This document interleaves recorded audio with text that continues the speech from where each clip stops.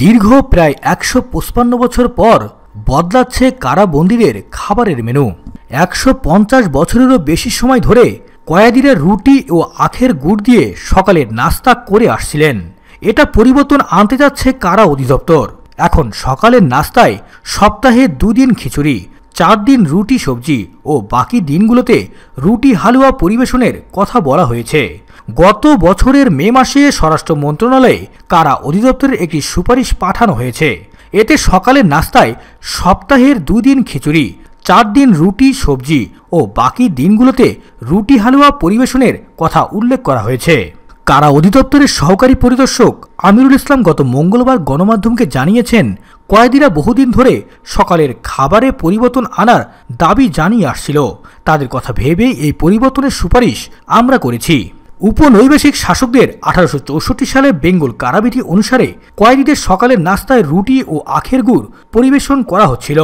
আমিরুল ইসলাম বলেন, কাজী এই খাবারের তালিকায় পরিবর্তনের জন্য তারা এখন ঊর্ধ্বতন কর্তৃপক্ষের অনুমোদনের অপেক্ষায় রয়েছেন, যেটা না বললেই নয়। উল্লেখ্য যে জেলখানার বন্দীদের সরকার কর্তৃক নির্ধারিত ৩ বার খাবার দেওয়া হয়।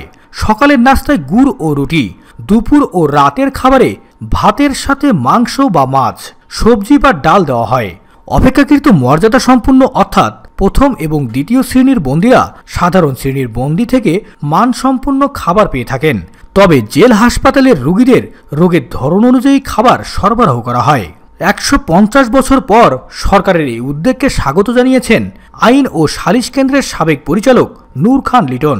তবে কারাগারের সার্বিক অব্যবস্থাপনা এবং খাবারের নিম্নমান নিয়েও তিনি উদ্বেগ প্রকাশ করেছেন।